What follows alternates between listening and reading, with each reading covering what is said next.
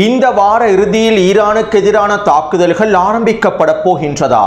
ஈரானுக்கு எதிரான தாக்குதல்களில் வெற்றி பெற முடியாவிட்டாலும், ஈரானிய அரசாங்கத்தினை தாக்குதல்கள் மூலமாக வீழ்த்த முடியாவிட்டாலும், டொனால்ட் ட்ரம்ப் அவசரமாக ஈரானுக்கு எதிரான தாக்குதல்களை மேற்கொள்ளப் போகின்றாரா? இதற்கான காரணங்கள் என்ன? அமெரிக்கா ஈரானுக்கு எதிரான தாக்குதல்களை மேற்கொண்டால் ஈரான் இஸ்ரேலி ஆக்கிரமிப்புக்கு எதிரான தாக்குதல்களையும் மேற்கொள்ளுமா? ஒரே நேரத்தில் அமெரிக்காவுக்கு எதிராகவும் இஸ்ரேலி ஆக்கிரமிப்புக்கு எதிராகவும் ஈரான் தாக்குதல்களை மேற்கொள்வதற்கு திட்டமிட்டுள்ளதா? வருகின்ற வெள்ளிக்கிழமை துருக்கியின் தலைநகரான அங்காராவிலே நடைபெறப் போகும் பேச்சுவார்த்தைகளும் ஈரானிய ஜனாதிபதியினுடைய கருத்துக்களும்.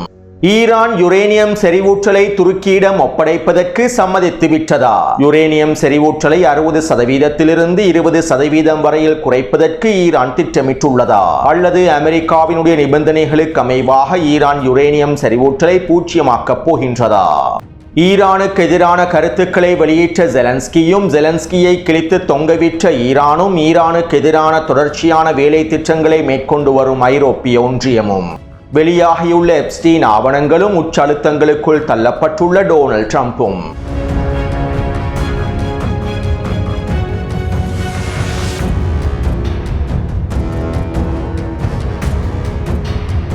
கடந்த மாதம் எப்ஸ்டீன் தொடர்பான ஆவணங்களின் ஒரு பகுதி வெளியிடப்பட்டிருந்தது. இவை தொடர்பான பல தகவல்களை கடந்த மாதம் வெளியிட்ட காணொளிகளில் குறிப்பிட்டுள்ளேன். பாலியல் கடத்தல்காரர் எப்ஸ்டீனுக்கும் அரபு அடிமை தலைவர்களுக்கும் இடையிலான தொடர்புகள் சம்பந்தமாகவும் பல தகவல்களை குறிப்பிட்டிருந்தேன். தற்போது எப்ஸ்டீன் ஆவணங்களுடைய பெரும் பகுதி வெளியிடப்பட்டுள்ளது. கிட்டத்தட்ட எப்ஸ்டீன் தொடர்பான 30 லட்சம் ஆவணங்கள் வெளிப்படுத்தப்பட்டுள்ளன.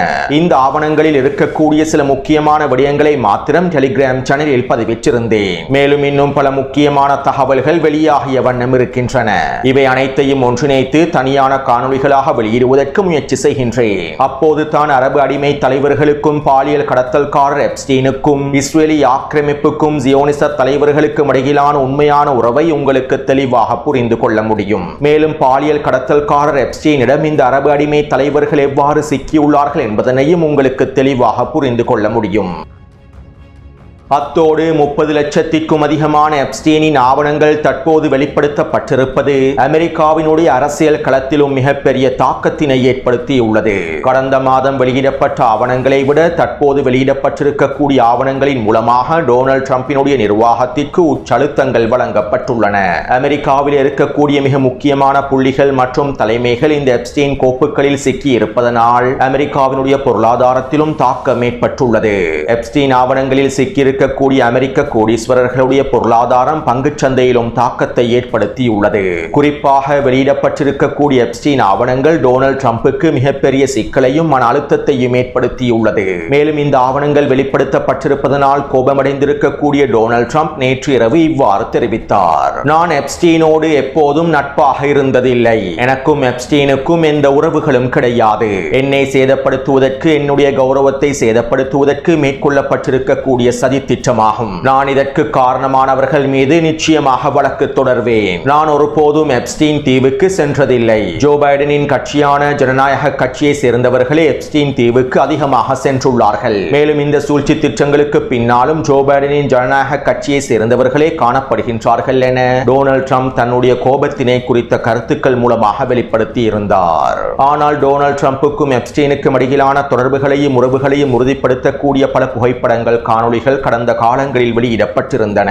டொனால்ட் ட்ரம்ப் இரண்டாவதாக திருமணம் செய்திருக்கக்கூடிய பெண் கூட எப்ஸ்டீனினால் அறிமுகம் செய்யப்பட்டவர் என்பதும் குறிப்பிடத்தக்க விடயமாகும். இவர்களுக்கிடையிலான உறவை உறுதிப்படுத்தக்கூடிய காணொளிகளையும் புகைப்படங்களையும் கடந்த காலங்களில் டெலிகிராம் சேனலில் பதிவிட்டிருந்தேன். மேலும் இந்த ஆவணங்கள் மூலமாக டொனால்ட் ட்ரம்பும் எப்ஸ்டீனும் எவ்வாறான பாலியல் வியாபாரங்களையும் மேற்கொண்டுள்ளார்கள் என்பதும் தற்போது உறுதிப்படுத்தப்பட்டுள்ளன. இதனால் தற்போது டொனால்ட் ட்ரம்புக்கு இந்த ஆவணங்கள் மிகப்பெரிய தலையீடியாகவும் மிகப்பெரிய அழுத்தத்தையும் வழங்கியுள்ளது. அமெரிக்க அரசியல் களத்தில் மிகப்பெரிய சிக்கலையும் ஏற்படுத்தியுள்ளது. அடுத்து பிரித்தானியா ஈரானில் இருக்கக்கூடிய முக்கியமான தலைவர்களுக்கு எதிராகவும் ஈரானிய தனிநபர்களுக்கு எதிராகவும் தொழிலதிபர்களுக்கு எதிராகவும் உச்ச பொருளாதார தடைகளை விதித்துள்ளது. ஈரானிய உளவுத்துறை அமைச்சர் உட்பட 10க்கும் அதிகமான ஈரானிய IRGC இராணுவ தலைமை அதிகாரிகளுக்கும் தளபதிகளுக்கும் ஈரானினுடைய மிக முக்கியமான கோடீஸ்வரர்களுக்கும் எதிராக பிரித்தானியா உச்ச பொருளாதார தடைகளை விதித்துள்ளது. வெளிநாடுகளிலே இருக்கக்கூடிய அவர்களுடைய வங்கிக் கணக்குகள் முடக்கப்பட்டு வெளிநாட்டு சொத்துக்கள் முடக்கப்பட்டு அவர்களுக்கான பயண தடைகளும் விதிக்கப்பட்டுள்ளன. மேலும் இவர்களுக்கு கீழால் இயங்கக்கூடிய நிறுவனங்களுக்கு எதிராகவும் பொருளாதார தடைகள் விதிக்கப்பட்டுள்ளன. அது மட்டுமல்லாமல் இனி வரக்கூடிய நாட்களில் ஈரானுக்கு எதிரான அடுத்த கட்ட பொருளாதார தடைகளை விதிப்பதற்கான பட்டியலையும் பிரித்தானியா தயார் செய்து வருவதாக ஐரோப்பிய ஊடகங்கள் தெரிவித்துள்ளன. அத்தோடு உக்ரைன் ஜனாதிபதி ஜெலன்ஸ்கி ஈரானுக்கு எதிரான கருத்துக்களை வெளியிட்டிருந்தார். நாங்கள் ஈரானினுடைய IRGC இராணுவத்தினை பயங்கரவாத பட்டியலில் இணைத்துள்ளோம். மேலும் IRGC இராணுவத்திற்கு எதிரான செயற்பாடுகளை வலுப்படுத்துவதற்கு நாங்கள் முழுமையான ஆதரவை வெளிப்படுத்துவோம். ஐரோப்பாவுக்குள்ளே IRGC இராணுவத்தினுடைய செயற்பாடுகளை முடக்குவதற்கான வேலை திட்டங்களை நாங்கள் மேற்கொள்வோம் என உக்ரைனிய அதிபர் ஜெலன்ஸ்கி கருத்துக்களை வெளியிட்டிருந்தார். இதைத் தொடர்ந்து ஜெலன்ஸ்கிக்கு பதிலடி வழங்கும் முகமாக ஈரானிய வெளியுறவுத்துறை அமைச்சகம் அறிக்கைகளை வெளியிட்டிருந்தது. அதாவது உக்ரைனிய இராணுவத்தை நாங்கள் பயங்கரவாத அமைப்பாக அறிவிக்கின்றோம் என்றும் உக்ரைனிய இராணுவத்தோடு சம்பந்தப்பட்டிருக்கக்கூடிய நிறுவனங்களுக்கு எதிராக கடுமையான முடிவுகளை எடுப்போம் என்றும் ஈரானுக்குள்ளே இருக்கக்கூடிய உக்ரைனிய தூதர் உடனடியாக வெளியேறிவிட வேண்டும் என்றும் ஈரானிய வெளியுறவுத்துறை அமைச்சகம் அதிரடியான பதிலடிகளை வழங்கியது. இதைத் தொடர்ந்து உக்ரைனுக்கான ஈரானிய தூதர் இவ்வாறு தெரிவித்தார். ஈரானின் தேசிய இராணுவத்தினை பயங்கரவாத அமைப்பாக அறிவித்த உக்ரைனினுடைய ஜனாதிபதி ஜெலன்ஸ்கி அவருடைய நாட்டில் இருக்கக்கூடிய சொந்த மக்களுக்கு எதிராகவே செயற்படுகின்றார். ரஷ்ய மொழியை பேசியதற்காக அவருடைய சொந்த மக்களுக்கு எதிராகவே அவர் செயற்பட்டார். மேலும் ஜெலன்ஸ்கி ரஷ்யாவில் இருக்கக்கூடிய பொதுமக்களை இலக்கு வைத்தும் தாக்குதல்களை மேற்கொள்கின்றார். இந்த தாக்குதல்கள் பயங்கரவாத தாக்குதல்களாகும். ஆனால் உக்ரைனினுடைய இந்த பயங்கரவாத தாக்குதல்களை ஐரோப்பிய எஜமானர்கள் கண்டுகொள்வதில்லை. ரஷ்ய பொதுமக்களை இலக்கு வைத்து இவர்கள் மேற்கொள்ளக்கூடிய பயங்கரவாத தாக்குதல்களை ஐரோப்பிய தலைவர்கள் கண்டுகொள்வதில்லை. மேலும் எங்களுடைய தேசிய இராணுவத்தினை பயங்கரவாத பட்டியலில் இணைத்துக் கொள்வதற்கு இவர்களுக்கு எந்தவிதமான உரிமையும் இல்லை என உக்ரைனுக்கான ஈரானினுடைய தூதர் கருத்துக்களையும் பதிலடிகளையும் வழங்கியிருந்தார். அத்தோடு தெஹ்ரானிலே இருக்கக்கூடிய தங்களுடைய தூதரகத்தை மூடுவதாக இத்தாலி அறிவித்துள்ளது. மேலும் ஈரானுக்குள்ளே இருப்பது பாதுகாப்பானது அல்ல, அவசரமாக ஈரானுக்குள்ளே இருக்கக்கூடிய இத்தாலிய குடிமக்கள் முழுமையாக ஈரானை விட்டு வெளியேறிவிட வேண்டும் என்றும் இத்தாலியினுடைய அரசாங்கம் எச்சரிக்கைகளை பிறப்பித்துள்ளது. எனவே சுருக்கமாக குறிப்பிடுவதாக இருந்தால் ஒட்டுமொத்த ஐரோப்பிய நாடுகளும் ஈரானுக்கு எதிரான வேலை திட்டங்களை மும்முரமாக மேற்கொண்டு வருகின்றார்கள்.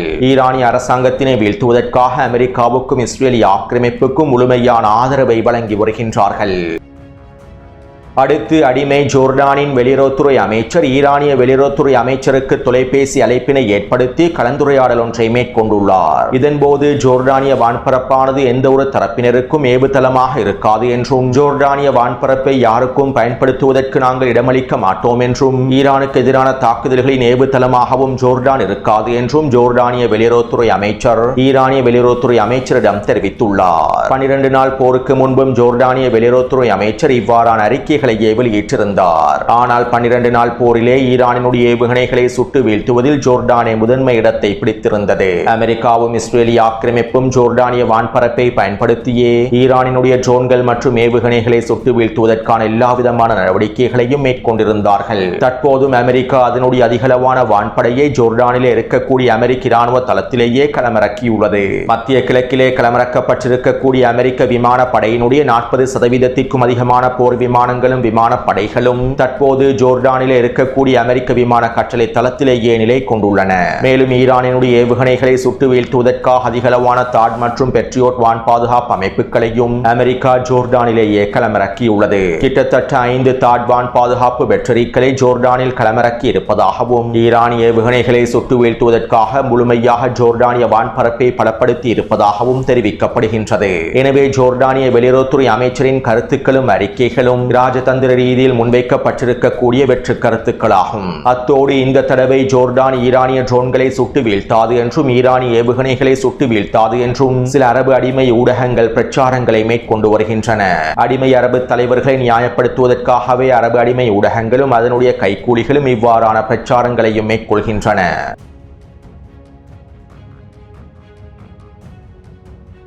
நேற்று இரவு நடைபெற்ற ஊடக சந்திப்பிலே ஈரானுக்கு எதிரான தாக்குதல்கள் மேற்கொள்ளப்படுமா அல்லது ஈரானுடன் ஒரு ஒப்பந்தம் முடிக்கப்படுமா என்பது தொடர்பான கேள்விகளை ஊடகவியலாளர்கள் டொனால்ட் ட்ரம்பிடம் எழுப்பியிருந்தார்கள். இதன்போது டொனால்ட் ட்ரம்ப் இவ்வாறு பதில் வழங்கினார். தற்போது என்ன நடக்கும் என்று எனக்கு தெரியாது. எனக்கு தெரிந்திருந்தாலும் நான் உங்களுக்கு கூறப்போவதில்லை. தற்போது நாங்கள் என்ன செய்ய போகின்றோம் என்பதனை ஊடகங்களுக்கு குறிப்பிடுவது என்னுடைய மிகப்பெரிய முட்டாள்தனமாகவே அமைந்திருக்கும். இருப்பினும் நாங்கள் ஈரானோடு பேசுகின்றோம். மேலும் ஏதாவது செய்ய முடியுமா என்பது பற்றி பார்ப்போம் என டொனால்ட் ட்ரம்ப் பதில் வழங்கினார். அடுத்து துருக்கி மற்றும் கத்தாரினுடைய தலைமையில் வருகின்ற வெள்ளிக்கிழமை துருக்கியினுடைய தலைநகரான அங்காராவில் பேச்சுவார்த்தை மாநாடு நடைபெறப் போகின்றது. மேலும் இந்த பேச்சுவார்த்தை மாநாட்டிலே அமெரிக்க தூதர் ஸ்டீவ் விட்கோஃபும் ஜரேட் குஷ்னரும் கலந்து கொள்ளப் போகின்றார்கள். அதே போன்று CIA உளவு பிரிவினுடைய சில பிரதிநிதிகளும் இஸ்ரேலிய ஆக்கிரமிப்பு மொசாட் உளவு பிரிவினுடைய சில பிரதிநிதிகளும் கலந்து கொள்ளப் போவதாகவும் தெரிவிக்கப்படுகின்றது. மேலும் அடிமை அரபு நாடுகளுடைய வெளியுறவுத்துறை அமைச்சர்களும் கலந்து கொள்ளப் போவதாக தெரிவிக்கப்படுகின்றது. மேலும் ஈரான் சார்பாக ஈரானினுடைய வெளியுறவுத்துறை அமைச்சர் அப்பாஸ் அரக்சி அவர்கள் கலந்து கொள்வார் என தகவல்கள் வெளியாகியுள்ளன. மேலும் இவை தொடர்பாக ஈரானிய ஜனாதிபதி மசூத் பெதஷ்கியான் எக்ஸ் தளத்திலே இவ்வாறு தெரிவித்தார். அமெரிக்க ஜனாதிபதியின் பேச்சுவார்த்தை தொடர்பான முன்மொழிவுகளை நிவர்த்தி செய்வதற்காகவும் பிராந்தியத்தில் இருக்கக்கூடிய எங்களுடைய நட்பு நாடுகளின் கோரிக்கைகளுக்கு பதில் வழங்கும் முகமாகவும் தேசிய நலன்கள் கௌரவம் மற்றும் நடைமுறை சாத்தியத்தினுடைய அவசியத்தின் விளைவாகவும் நியாயமான மற்றும் சமமான பேச்சுவார்த்தை ஒன்றை மேற்கொள்வது வழிகாட்டுதல்களை ஈரானிய வெளியுறவுத்துறை அமைச்சர் அப்பாஸ் அரக்சிக்கு நான் வழங்கியுள்ளேன். ஒரு நியாயமான சமமான பேச்சுவார்த்தையின் மூலமாக தீர்வுகளை எட்டுவதற்காகவே நாங்கள் இந்த வேலை திட்டங்களை மேற்கொள்கின்றோம் என ஈரானிய ஜனாதிபதி மசூத் பெதஷ்கியான் அவர்கள் தெரிவித்துள்ளார். அதாவது பிராந்தியத்திலே இருக்கக்கூடிய நட்பு நாடுகளுடைய கோரிக்கைகளை மறுக்க முடியாததன் காரணத்தினாலும் பிராந்தியத்தில் இருக்கக்கூடிய நட்பு நாடுகளின் வேலை திட்டங்களை மறுக்க முடியாத காரணத்தினாலும் ஒரு நியாயமான சமமான பேச்சுவார்த்தையை மேற்கொள்வதற்காக மாத்திரமே அப்பாஸ் அரக்சி அவர்களுக்கு வழிகாட்டுதல்களை வழங்கியுள்ளேன் என ஈரானிய ஜனாதிபதி மசூத் பெதஷ்கியான் குறிப்பிட்டுள்ளார்.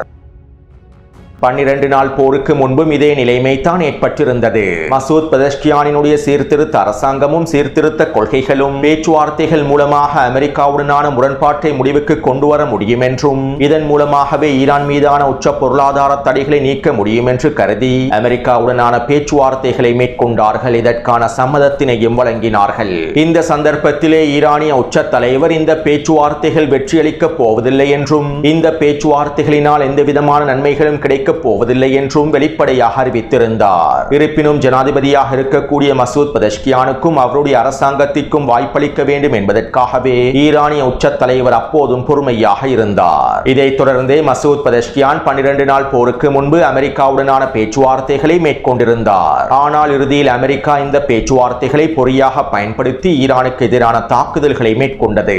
தற்போதும் மசூத் பெதஷ்கியான் இதே பிழையையே செய்ய போகின்றார். துருக்கி மற்றும் கத்தாரின் கோரிக்கைகளுக்கு அமைவாக பேச்சுவார்த்தைகளை மேற்கொள்வதற்கான விருப்பத்தை வெளிப்படுத்தியுள்ளார். தற்போது ஈரான் போருக்கு முழுமையாக தயாராகவே இருக்கின்றது. ஈரானிய முப்படைகளும் முழுமையாக தயார் நிலையில் இருக்கின்றார்கள். 12 நாள் போருக்கு முன்பு இருந்ததை விட ஈரான் தற்போது முழுமையாக தயார் நிலையில் இருக்கின்றது. அமெரிக்காவினுடைய தாக்குதல்களுக்கு உச்ச பதிலடிகளை வழங்குவதற்கு ஈரான் முழுமையாக தயாராகவே இருக்கின்றது. மேலும் டொனால்ட் ட்ரம்பினுடைய நிபந்தனைகளை ஈரான் ஏற்றுக்கொள்ளப் போவதும் இல்லை. மேலும் டொனால்ட் ட்ரம்பினுடைய நிபந்தனைகள் ஈரானினால் ஏற்றுக்கொள்ளக்கூடிய நிபந்தனைகளாக இருக்கப் போவதும் இல்லை. எனவே இப்படியான நிலைமையில் பேச்சுவார்த்தை மேசையில் அமர்வது ஈரானுக்கு எதிரான தாக்குதல்களை மேற்கொள்வதற்கான வாய்ப்புகளை அவர்களுடைய சூழ்ச்சி திட்டங்களை நடைமுறைப்படுத்துவதற்கான வாய்ப்புகளையே ஏற்படுத்தும். தற்போது ஈரான் முழுமையாக தயார் நிலையில் இருந்தாலும் ஒரு சிறிய வாய்ப்பை கூட எதிரிக்கு வழங்கக்கூடாது. அத்தோடு ஈரானின் ஏவுகணை திறன்களை முடக்குவது பற்றியோ எதிர்ப்பற்றுகளுக்கு வழங்கக்கூடிய ஆதரவுகளை நிறுத்துவது பற்றியோ வெள்ளிக்கிழமை நடைபெறப் போகும் பேச்சுவார்த்தைகளில் கலந்துரையாடப்பட போவதில்லை என்றும் நாங்கள் அணுசக்தி தொடர்பாக மாத்திரமே இந்த பேச்சுவார்த்தைகளை மேற்கொள்வோம் என்றும் துரோகி அர்துகான் ஈரானிய ஜனாதிபதி மசூத் பெதஷ்கியானுக்கு உறுதியளித்திருப்பதாகவும் இதனாலேயே ஈரானிய ஜனாதிபதி மசூத் பெதஷ்கியான் இதற்கான சம்மதத்தினை பேச்சுவார்த்தைக்கான சம்மதத்தினை வழங்கி இருப்பதாகவும் தெரிவிக்கப்படுகின்றன. டொனால்ட் ட்ரம்பினுடைய ஒப்பந்தத்திற்கு சம்மதத்தினை வழங்குங்கள். காசாவிலே ஹமாஸ் நிராயுதபாணியாக்கப்படுவதனை நாங்கள் தடுத்து நிறுத்துகின்றோம். நீங்கள் காசாவிலே நிராயுதபாணியாக்கப்பட தேவையில்லை, ஆயுதங்களை களைய தேவையில்லை. இதற்கான உத்தரவாதத்தினை நாங்கள் வழங்குகின்றோம். இதனால் நீங்கள் தற்போது அவசரமாக டொனால்ட் ட்ரம்பினுடைய இந்த ஒப்பந்தத்திற்கு சம்மதத்தினை வழங்குங்கள் என்றே துரோகி அர்துகானும் கத்தாரினுடைய அடிமை தலைவர்களும் ஒன்றிணைந்து காலித் மிஷலை பயன்படுத்தி ஹமாஸை ஏமாற்றினார்கள். இதே போன்றே தற்போது துருக்கியில் நடைபெற போகும் பேச்சுவார்த்தைகளில் நாங்கள் ஏவுகணை திறன்களை பற்றி பேசப் போவதில்லை, எதிர்ப்பற்றுக்களுக்கான ஆதரவை பற்றி பேசப் போவதில்லை, அணுசக்தி திறன்கள் தொடர்பாக மாத்திரமே பேச்சுவார்த்தைகளை மேற்கொண்டு முடிவுகளை எடுக்கப் போகின்றோம் என துரோகி அர்துகானும் கத்தாரி அடிமைகளும் டொனால்ட் ட்ரம்பினுடைய வழிகாட்டுதலுக்கு அமைவாக காய்களை நகர்த்தி ஈரானை பேச்சுவார்த்தை மேசையில் அமர்த்தியுள்ளன. ஈரான் எவ்வளவு முழுமையாக தயாராக இருந்தாலும் இந்த பேச்சுவார்த்தை மேசையில் அமர்வது எதிரிக்கு ஒரு சிறந்த வாய்ப்பை ஏற்படுத்தும். டொனால்ட் ட்ரம்பினுடைய நிபந்தனைகளை ஏற்றுக்கொள்வதற்கு ஈரான் தயாராக இல்லாவிட்டாலும், டொனால்ட் ட்ரம்பினுடைய நிபந்தனைகளை ஏற்றுக்கொள்ளாமல் இருந்தாலும் இந்த பேச்சுவார்த்தை மேசையில் அமர்வது எதிரிக்கு ஒரு சிறந்த வாய்ப்பை ஏற்படுத்தும். இன்னும் ஒரு விதத்தில் குறிப்பிடுவதாக இருந்தால், தற்போதைய சூழ்நிலையில் இந்த துரோகிகளையும் அடிமை அரபு தலைவர்களையும் ஈரான் பகைத்துக் கொள்ள வேண்டும். பிராந்தியத்தில் இருக்கக்கூடிய நாடுகளோடு பகைமையை வளர்க்கக்கூடாது என்கின்ற ராஜதந்திர முடிவுகள் தற்போதைய சூழ்நிலைக்கு பொருந்தாது. இவர்களுடைய கோரிக்கைகளுக்கு மதிப்பளிப்பதை விட சியோனிச தலைவர்களுக்கு வழங்கக்கூடிய பதிலடிகளையே இவர்களுக்கும் வழங்குவதே சிறந்ததாகும். அடுத்து, செறிவூற்றப்பட்ட யுரேனியத்தினை ஈரான் துருக்கியிடம் ஒப்படைப்பதற்கு சம்மதித்து விட்டதாக போலி செய்திகள் பரப்பப்படுகின்றன. 2015ஆம் ஆண்டு பேச்சுவார்த்தைகளின் போது அமெரிக்கா ஈரானினுடைய யுரேனியத்தினை ரஷ்யாவிடம் ஒப்படைப்பதற்கு சம்மதித்தது. ஆனால் ஈரான் இதற்கு சம்மதிக்கவில்லை. நாங்கள் எங்களுடைய யுரேனியம் செறிவூற்றலை மூன்றாம் தரப்பிடம் ஒப்படைக்க மாட்டோம். அது எங்களுடைய நட்பு நாடான ரஷ்யாவாக இருந்தாலும் எங்களுடைய யுரேனியம் செறிவூற்றலை ஒப்படைக்கப் போவதில்லை என 2015ஆம் ஆண்டே ஈரான் தெரிவித்திருந்தது.